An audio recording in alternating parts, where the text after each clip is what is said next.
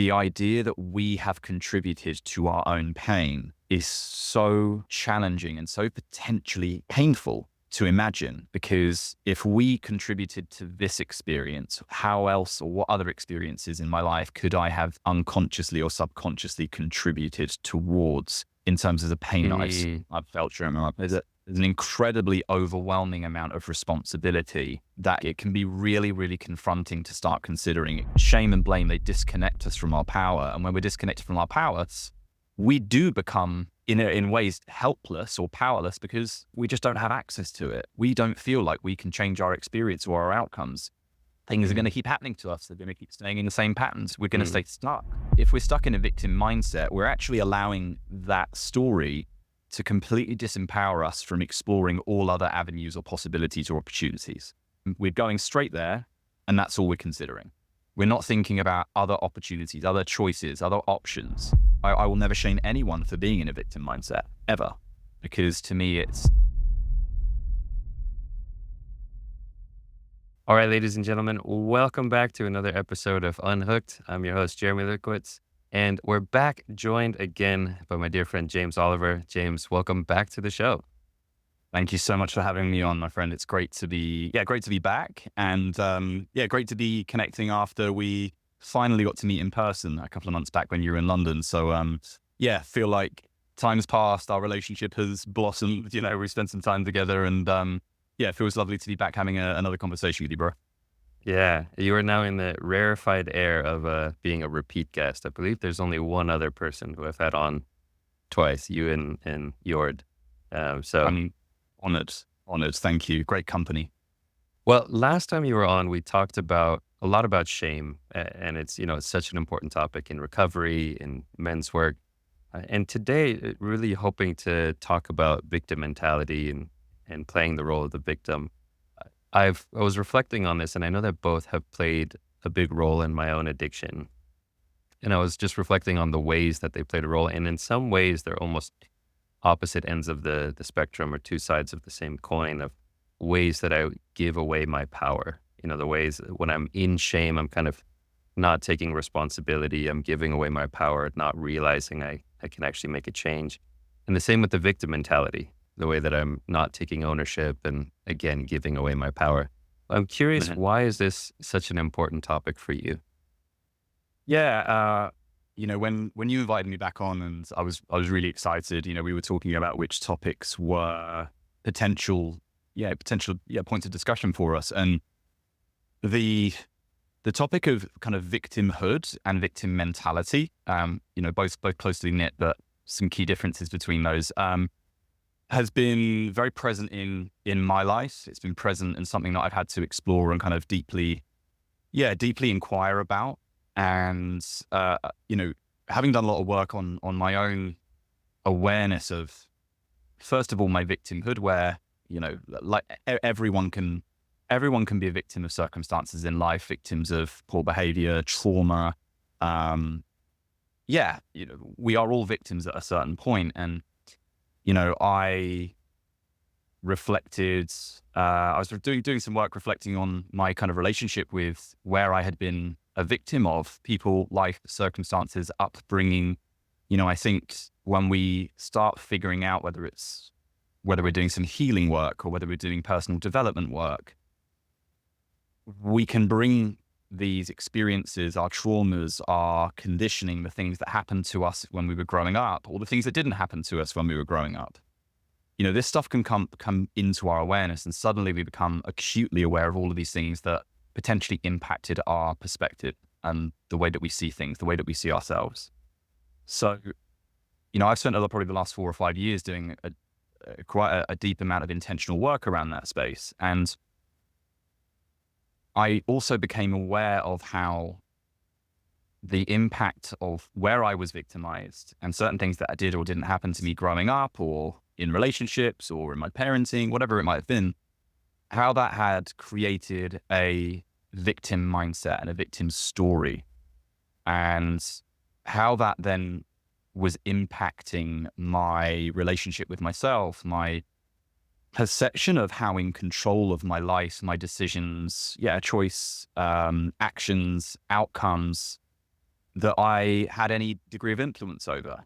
And so, yeah, it was, like I say, it's something that I've kind of been muddying my way through and kind of exploring intuitively for quite some time.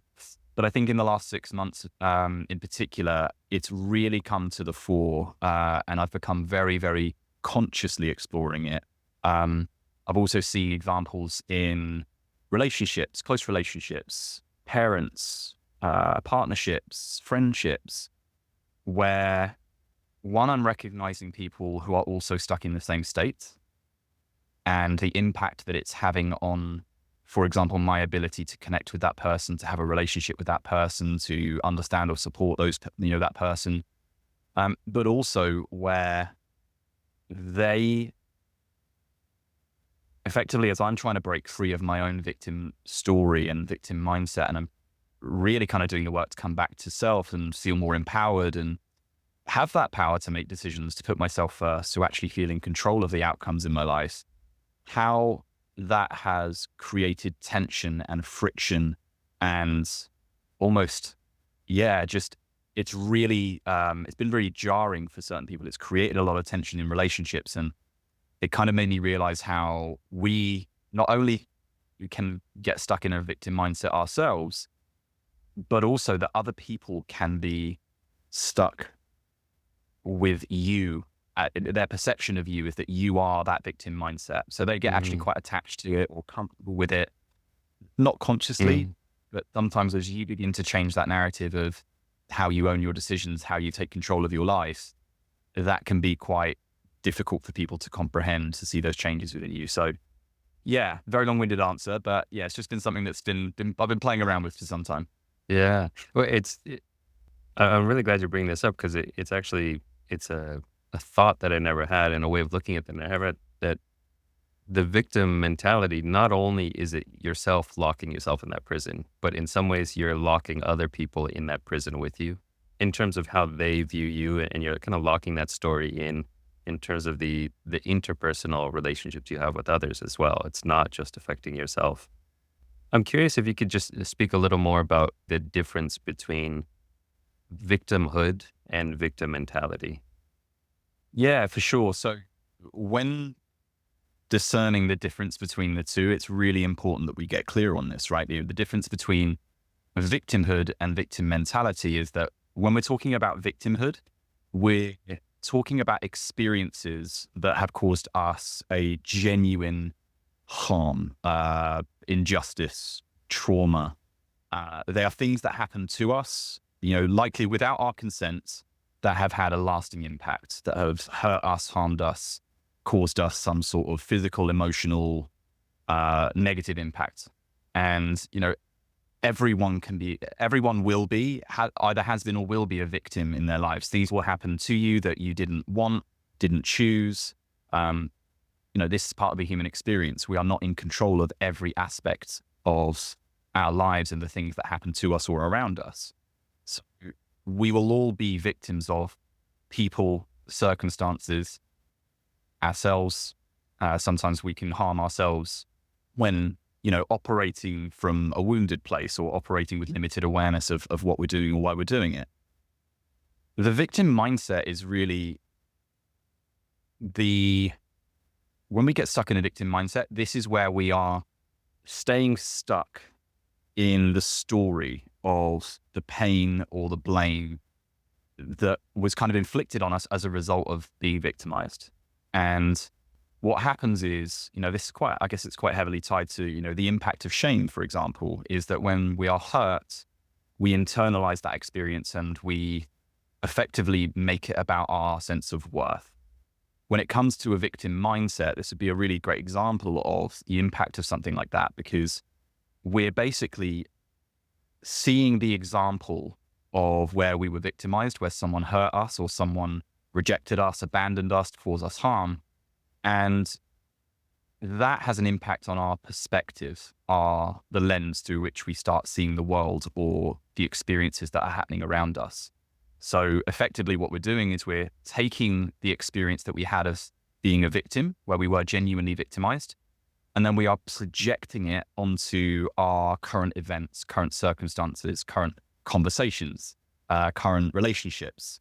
And we're seeing through that kind of distorted, harmful lens, we're only seeing a story that is effectively perpetuating that feeling of I'm a victim, I'm not in control, life happens to me, I can't change my circumstances, and it becomes a really, really disempowering, really hurtful, very difficult way to move through the world and to experience life. So Mm. yeah, I would say that the kind of key differences.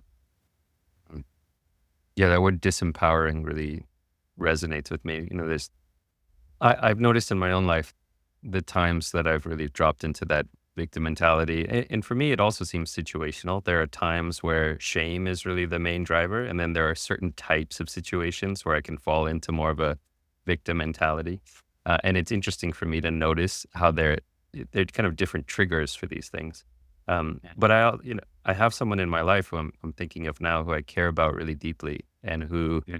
this victim mentality is just such a strong component of their life, and it really is holding them back from connection, from love, from growth. And it can be, so destructive when it takes Yeah. over your whole life. Yeah. What are the consequences of the victim mentality? I think one of the biggest consequences of the victim mentality is a false perception of helplessness.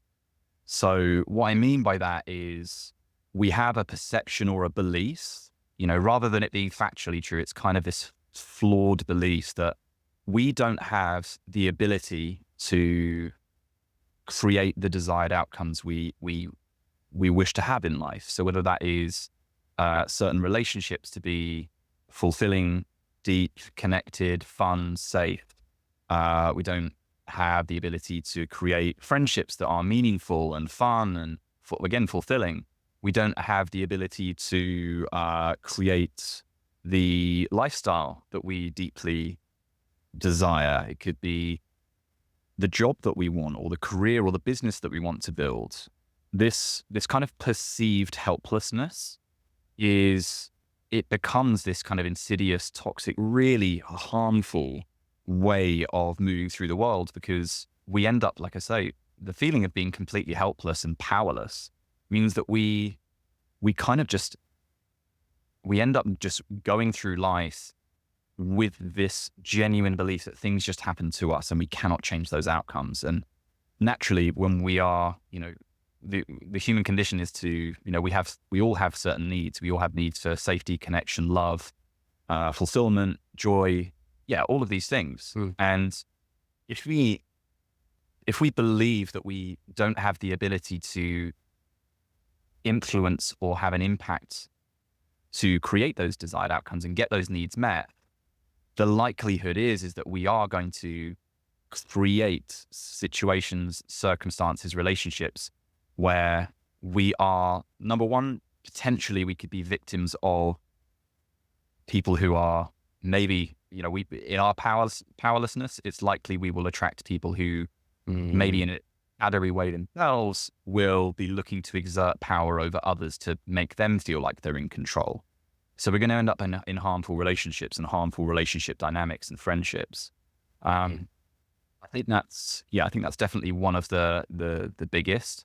I think one of the other consequences of a victim mindset is that we are never able to truly take responsibility for our actions, decisions, when we believe, for example, that we are helpless. If we're helpless, then we're saying that even the things that I do, I'm not really responsible for, because, I'm just a victim of life. I'm a victim of my circumstances. And that in and of itself is also incredibly dangerous, because you're going to potentially, you could cause harm. You could hurt someone, upset someone, traumatize someone.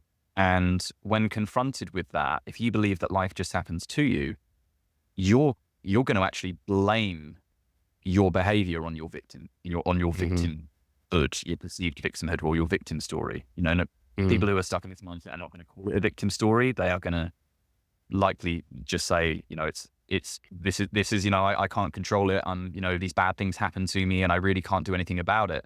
It's a real, like I said, it's a really distorted belief that you just can't have any influence or impact or control over the outcomes in your life. So it's quite harmful in terms of the harm that can be caused to you, but it's also harmful in the harm that you can then cause. So it's really on both sides of that coin. Yeah. Well, that's it. I definitely want to dive into this because, this person who I'm thinking of, who I really care about in my life, the particular way it manifests, it really is not just this, oh, I'm powerless and things happen to me. It really is this, and it's everyone else's fault, and it's this person's fault, and this person did this to me, and that person did that. And it's this really angry kind of blame game where, you know, not taking any kind of ownership or responsibility and just kind of pointing the finger at other people. And, that kind of attitude, it can be so destructive. And what I'm curious to hear from you is, as you say, it can be such a distorted lens that people are seeing through. And there's such a lack of awareness around it sometimes that most people, when they're in the victim mentality, I speak for myself as well, we're not really aware, oh, I'm playing the victim mentality, right? Like it's just this, no, like this is other people's fault. And, I was powerless. There's nothing I could do.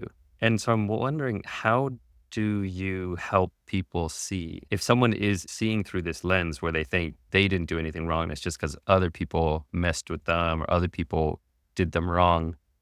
How do we start to shift that and see outside of that lens? It's a Because really good, yeah. That's a yeah, good like this question, right? And this person who I love, it's like they're stuck in this for yeah, decades. And it's so hard because if you say, hey, it's not this other person's fault, you got to look at what you're doing here, they'll just get defensive and kind of back off. And we all do this too. Like, we yeah, don't want people to tell us, no, you're playing a role here too. You're like, no, I was wronged, or it's yeah, unfair, or whatever. yeah. It's a really tough one. I mean, any self-inquiry, I think it's really important that when we love someone, if we love a friend, a family member, and we see that they're struggling with, I mean, it might not just be a victim story. It could just be something more broadly, like they're having a challenging time, they're struggling with their mental health. A lot of this stuff can kind of interweave. And, people who are stuck in states of anxiety or depression often will understandably feel like they're powerless to, fix it or to fix their circumstances and feel like victims of life. Um, and, and anyone's work is theirs to do. So I think that's really important, is that when we love someone and we care for them and we can desperately want them to see or shift their perspective, to start taking some responsibility, some ownership, start reflecting on that, is number one, is that if they're feeling stuck in it, it means that there is some or invalidated or not yet validated pain. They are not in a place of recognizing that the experience that they're currently feeling a victim of likely has similar feelings. It echoes something that did happen to them previously where they were a genuine victim. So I think from that, let's say the outsider, the concerned friend or the concerned partner or the concerned son, whoever it might be, is to, first of all, don't take full responsibility for it. Remember that they have to do that work. But number one would be to bring some curiosity and some compassion to their experience. Why is it that they are unable to see their own contribution to their experience or the negative outcome that has, happens to them, right? So I think that those two aspects are really, really important. Curiosity, what's going on? Compassion, where's the suffering that we're not seeing? Those because that is often, it's a blind spot for this person, and you're helping them get there. You, depending on who the person is and how well you know them, you might be able to actually join the dots up and go, I think I understand what's going on here. Or you might not, but you're just concerned for them. So that's where I think some helpful, compassionate questioning can come in and start to provoke or encourage a little bit of self-reflection, encourage a little bit of their own curiosity, and get them, which is hard, right? Because the challenge is that when we are stuck in a victim story or a victim mindset, the idea that we have contributed to our own pain is so challenging and so potentially painful to imagine, because if we contributed to this experience, how else or what other experiences in my life could I have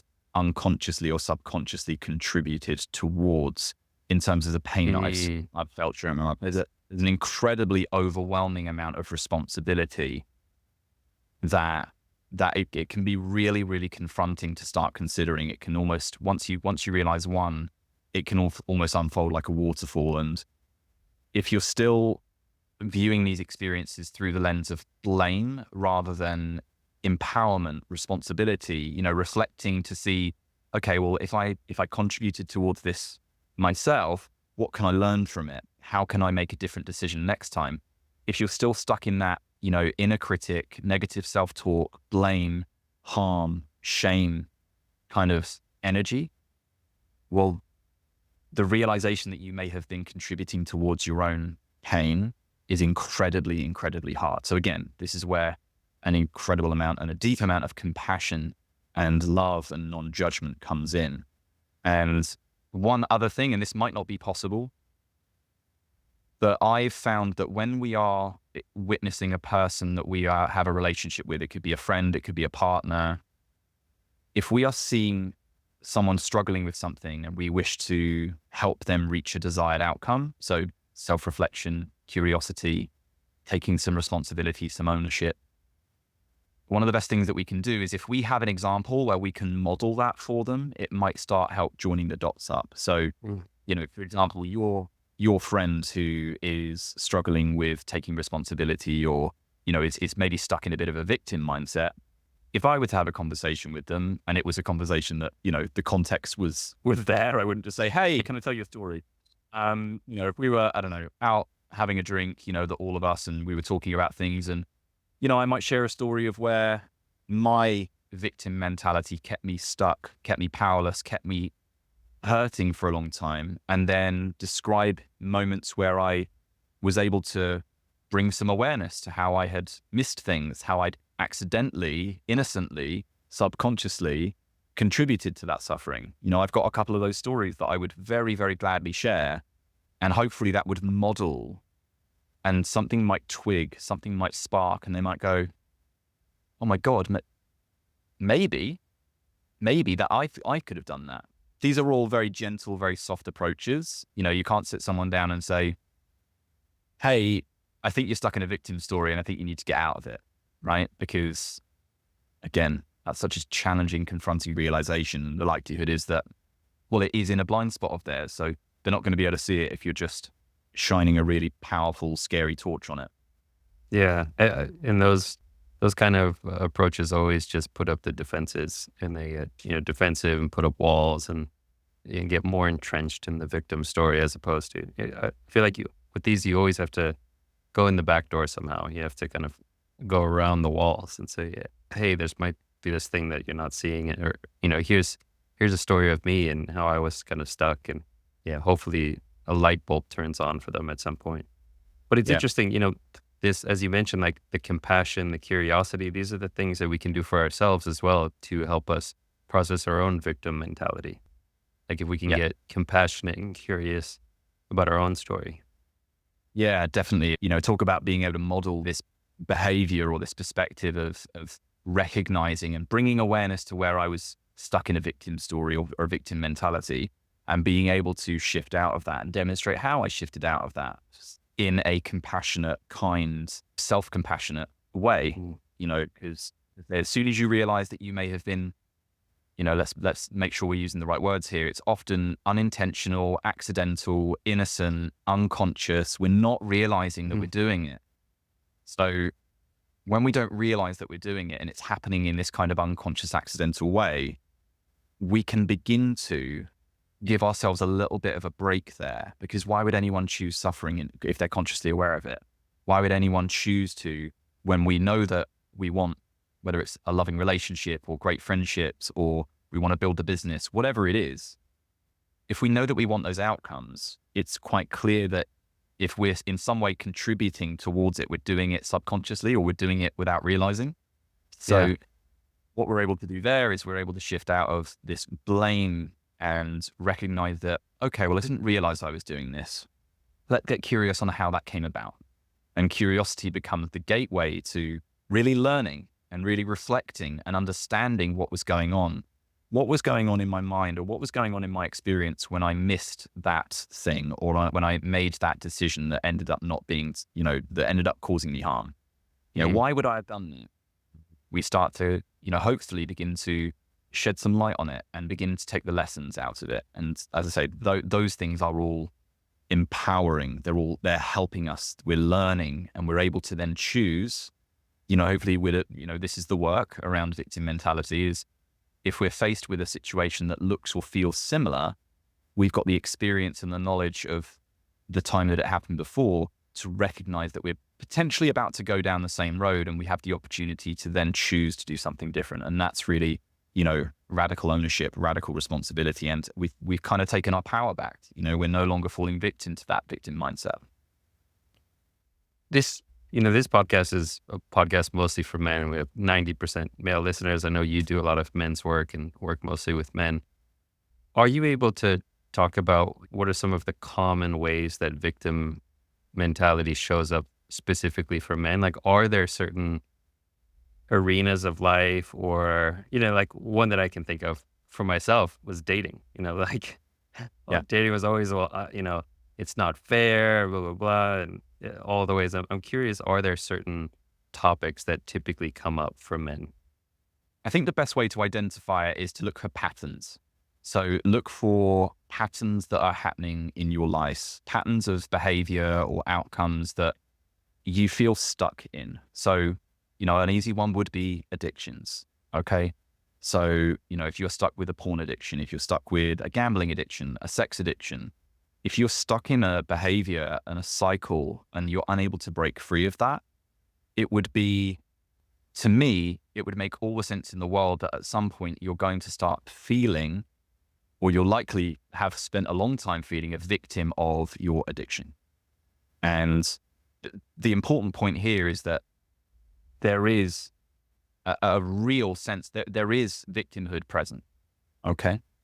I would say when you bring awareness to the addiction, and perhaps do nothing with that and don't start trying to, seek help, find outcomes, get support, you're probably then slipping into a victim mindset. Okay, you're stuck in that behavior. But other ones would be things like dating. It's a great example. I mentioned that I have stories of where I was stuck in I was stuck in my own victim story for a long time. And one of them was about a relationship that ended about 6 or 7 years ago. And the story that I told myself was that in 2018, I had a really challenging year. I lost a friend of mine, very close friend of mine, to suicide. Shortly after that, my partner cheated on me and left me for another guy. And then shortly after that, I struggled with my mental health, and it reached a point where I couldn't support myself and I couldn't run my business. So I had to close my business and go back to employed work. Now, all of those things are objectively true, but you can hear that they are, I'm not denying my experience. I'm not saying those things did not happen. But the lens through which I'm just seeing that year and those experiences is very much about those things in the way that they happened to me. So if I look at the relationship as a specific example, those things did happen. And I didn't consider how I may have contributed to, the relationship ending, how I might have pushed her towards, going, sort of seeking attention from another guy and leaving me, the things that I may have missed in terms of red flags or signs that she wasn't someone who had a history of being faithful. All of these things, I didn't consider any of it for 2 years. And at around a 2-year mark, I think I was doing a period of celibacy at the time, because I was still dating and I was still kind of projecting this stuff onto women I was dating, and I wasn't getting anywhere. So I stopped and I shut it down and I created this space. And all of a sudden I started to inquire and I started to think about what might I have missed. what happened in that relationship where how could I have contributed towards that?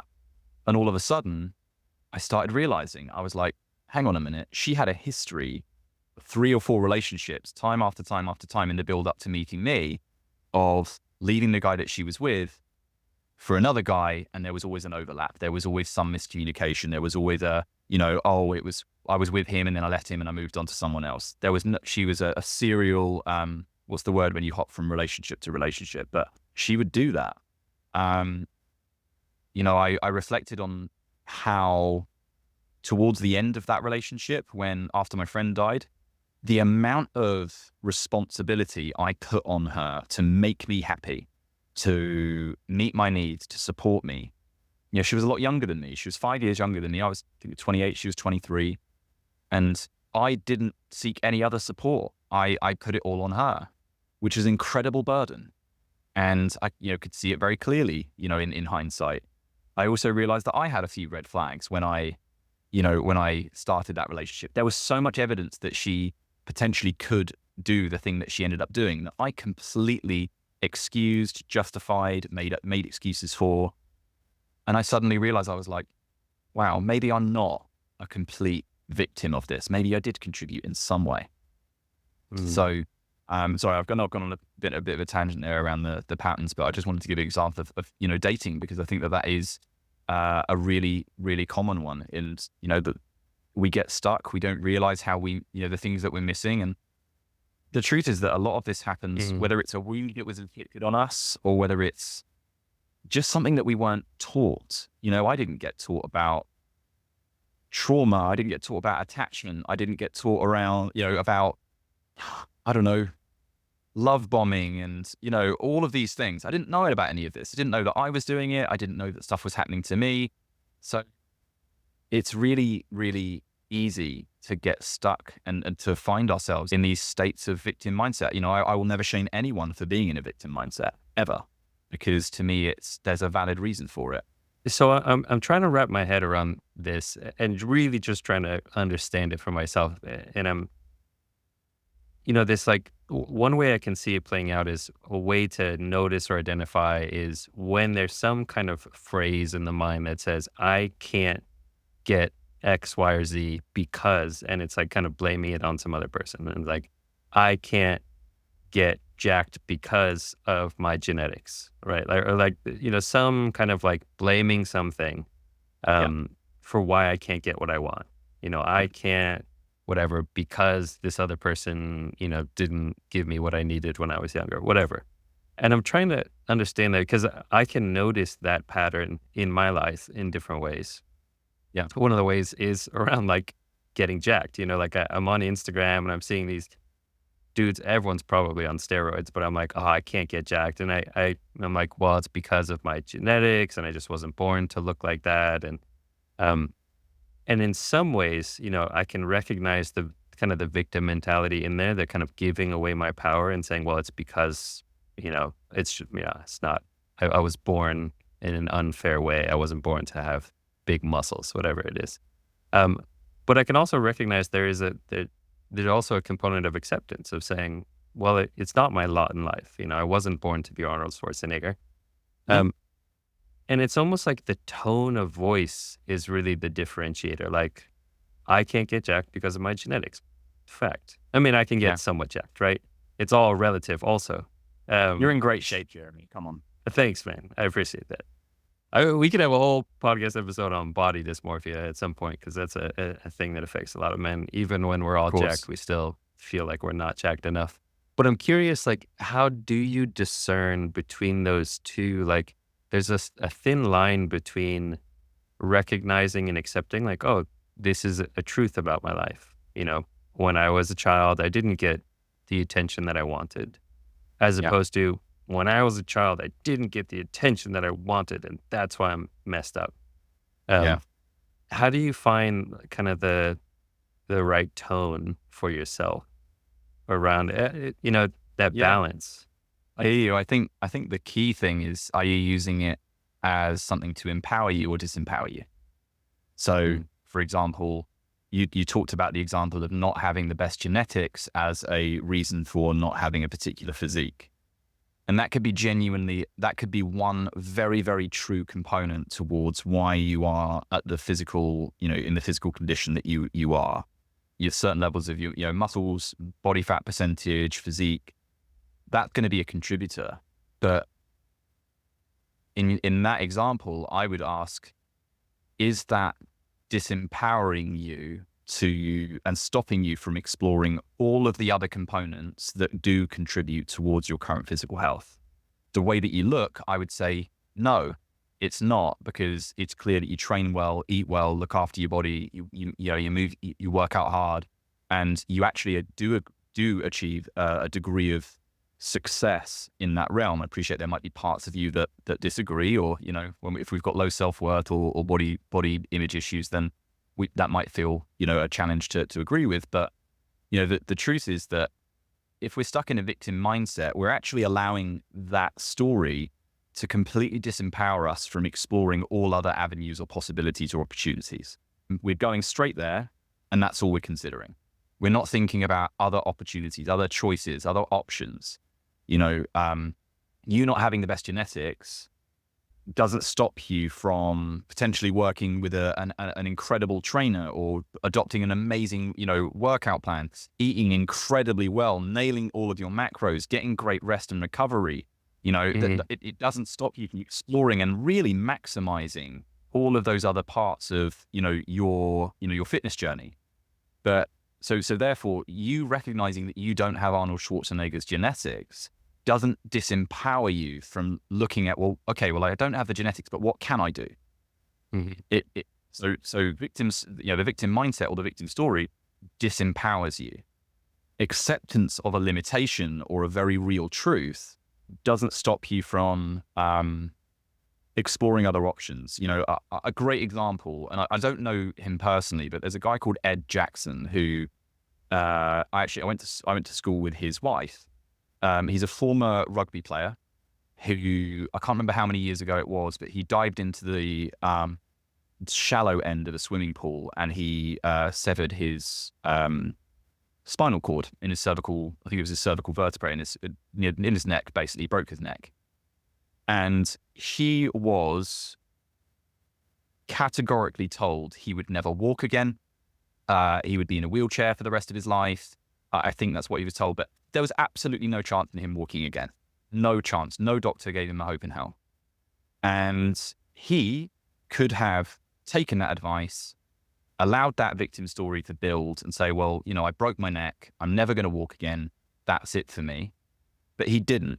He began to, number one is he had the opposite mindset. He was like, I'm not taking this. I don't believe this. I'll get other opinions. I'll do extra work. I'll speak to whoever I need to speak to. I'm going to beat this, right? Which is an incredibly, incredibly inspiring mindset. Okay. But because he didn't fall into a victim mindset, he was a victim of an awful circumstance. He broke his neck. It completely changed the course of his life. But by not falling victim to the story that he could have very, very easily and understandably fallen victim to, he was then able to actually, through a number of years of incredibly, incredibly hard, discipline, rehabilitation, perseverance, he was not only able to start learning to walk again, he still has, challenges walking, challenges with all sorts of, his lifestyle is completely different, but he climbs mountains now. He did a challenge in lockdown where he climbed the height of Everest by walking up and down his stairs. He's an incredibly, incredibly inspirational guy. And that is, for me, the best example of not going straight to the story of, well, this thing happened to me, so therefore I'm powerless. He went, this did happen to me. It's very true it happened to me, and it will undoubtedly impact me for the rest of my life and stop me from doing certain things. But what can I do?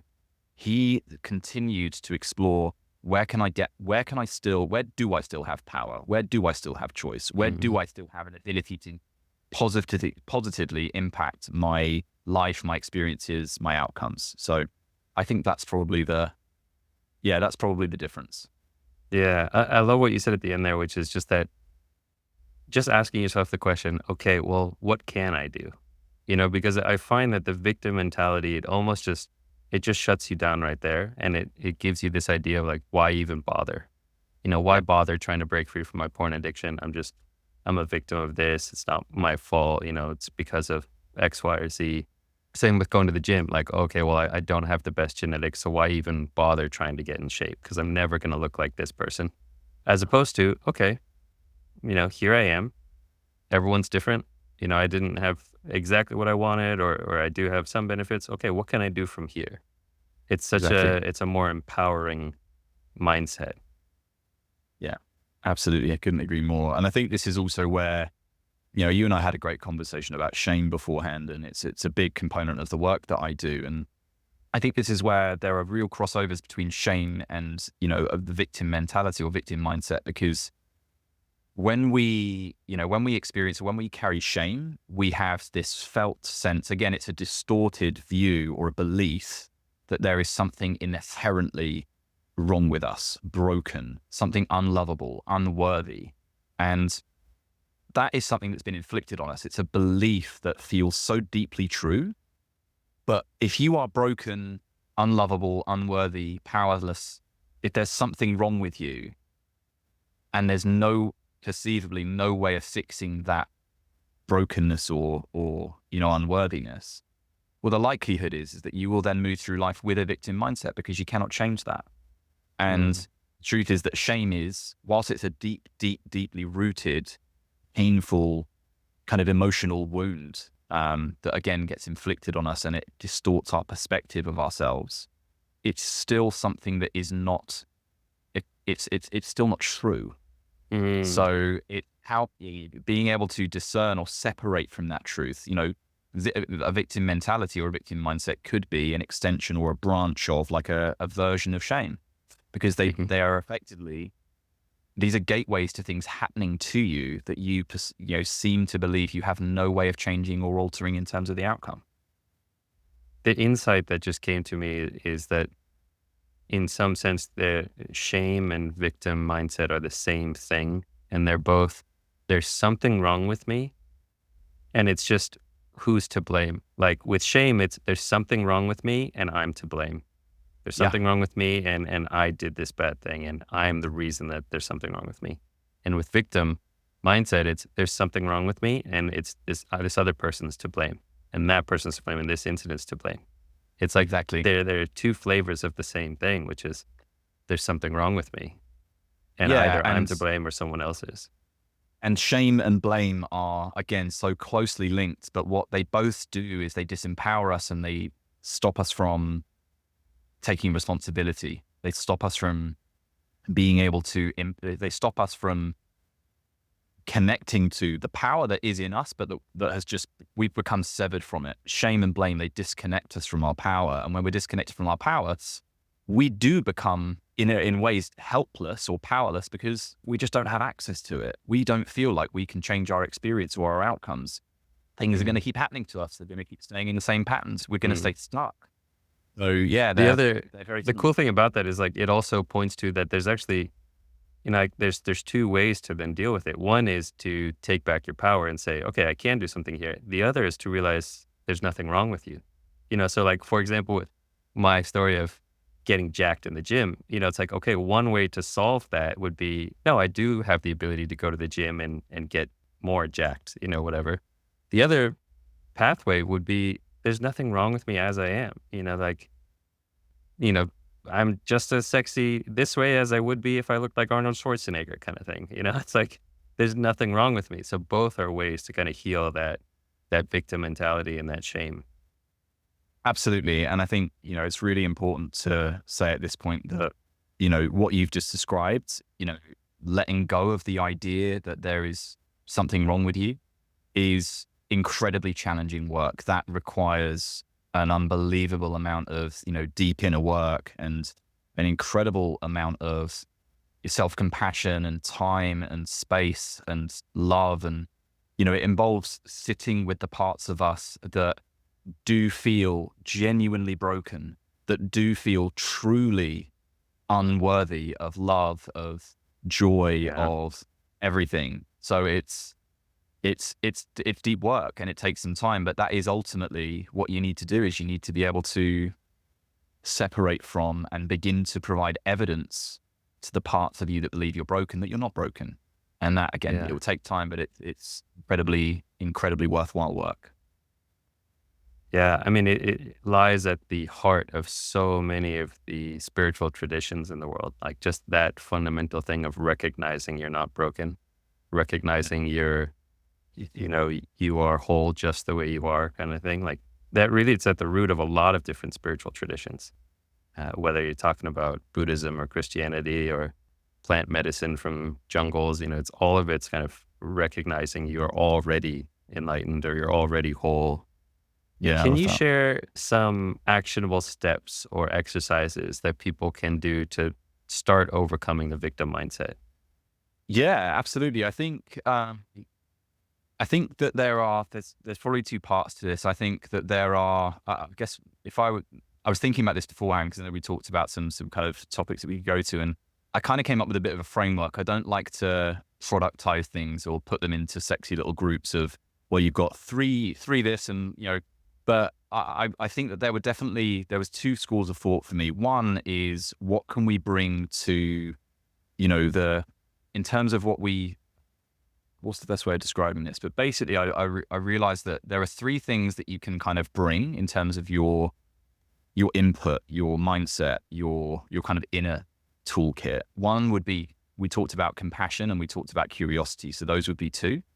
And three would be choice. So three C's: compassion, curiosity, choice. Compassion is this feeling that arises within us when we sense suffering and we feel called to alleviate or try and help ease that suffering.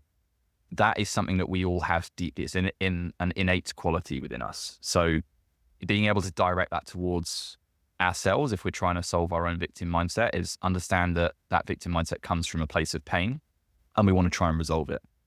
Curiosity is, of course, just adopting a student mindset or what am I not understanding here? What's going on? A desire to go a little bit deeper.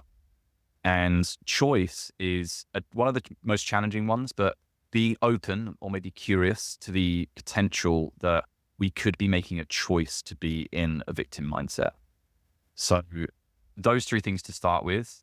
In terms of actionable steps, I think number one would be to learn, first of all, how to reframe these things with kind of empowering questions.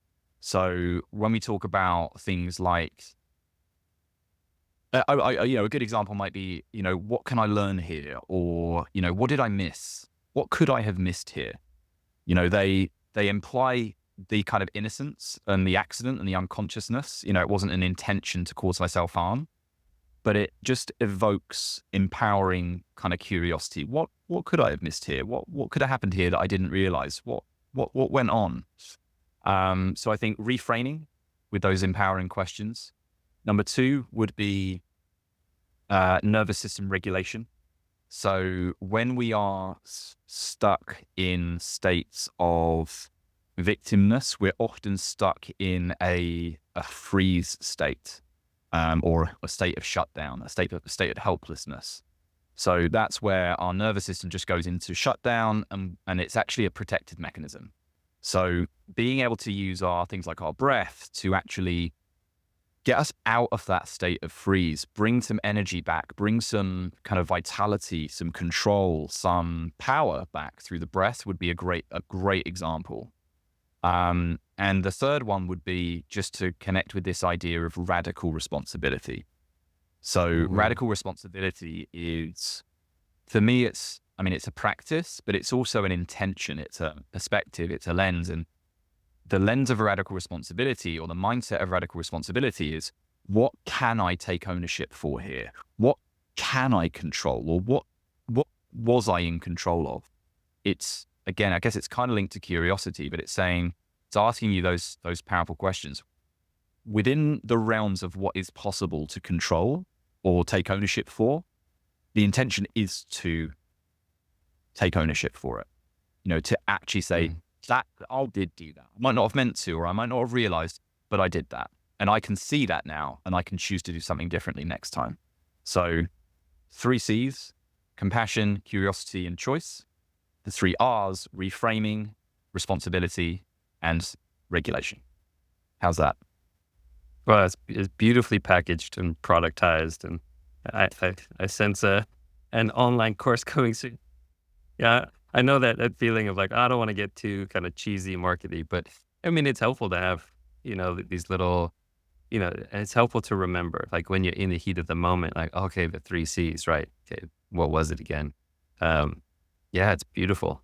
If there's someone who's listening to this and they're really struggling with porn addiction and they have been kind of living in that victim mindset, is there anything else that you would want to say to someone who's in those shoes? Yeah, that's a really good question. Um, I think first and foremost is if any of this conversation has triggered you or caused you to feel defensive or targeted, number one, that's never my intention. And that's a really, really common reaction. So it's okay if you feel like that. The idea, as I said earlier, the idea that we may have on any level contributed to our own suffering or contributed to our negative patterns or these cycles of harmful behavior that we can't seem to break out of. It's a really, really challenging reality to begin to consider. So it's likely to trigger, it's likely to bring up some discomfort, and that's okay. The reason that I feel this is such an important topic and something that is ultimately designed to empower, to instill a sense of control is because once you can get your head around this, and it might take some time and it might be really hard, but when you can begin to explore this idea of being stuck in a victim mentality, you then automatically become open to the idea of, well, how do I break out of it? How do I begin to then take some control back in my life? It's all about empowerment. It's never meant to shame anyone. It's never meant to blame anyone. It's never meant to, one of the key differences between kind of blame and understanding is when we blame people or we shame people, we're kind of insinuating that they deserve to be suffering. And that is never, ever, that's not what I'm saying. And I have never said that. And I would never say that. The reason that I talk about this, and hopefully I'm able to articulate this stuff in in an educational, informative, compassionate way and an empowering way, is because that's the intention. It's to empower you to take control of your life and to ultimately, take back that control that has been taken from you by your understandable, accidental falling into this perspective of victimhood and this victim mindset. So, it's it's be gentle, be kind, be compassionate with yourself. And like I say, 3 C's, 3 R's, I think would be a really, really great place to start. Yeah, beautiful. I love that what you just brought in about one of the challenges of breaking free of this is it feels like any ownership that you take, it's almost kind of this saying, well, I deserve to suffer. It's like, well, I've deserved this because it's my fault. But just to let that go and say, no, I don't, it's not that I deserve this. It's just, I played a role in that, and it's time to take back my power and do something about it. Yeah. And if this is where, again, we say shame is so closely linked, because if we do slip into that mindset, well, we are saying, and we start to believe, well, maybe I do deserve this. I deserve to be suffering. Again, we're going down the avenue of disempowerment. If we can say, well, I don't deserve to suffer, but I can see, and I didn't mean to suffer, but I can see now how clearly, or a bit more clearly, how I contributed towards that suffering. Well, that empowers me to learn from it and potentially make different decisions next time I'm faced with a similar situation. And those are the moments where we can break the cycle, break the pattern, and create different, more desired outcomes for ourselves and our relationships and our lives moving forward. Well, man, last question. Where can people get in touch with you if they want to learn about the coaching work you do, your offerings? Where should they get in touch? Best would be Instagram, DMs. What's my Instagram? I am James Oliver. Just drop me a DM. I'm in the process of, first of all, I've just released a free guide, which is centered around shame and how you can uncover and begin to heal your shame. I work with people one-on-one in private mentorship, and I'm looking to run a group, hopefully a really accessible group program in the new year. So if any questions, just drop me a message. More than happy to support in any way I can. Awesome. Well, we'll link that all in the show notes. All right, folks, that's it for today. Thanks for tuning into another episode of the Unhooked podcast. We'll catch you guys on the next episode.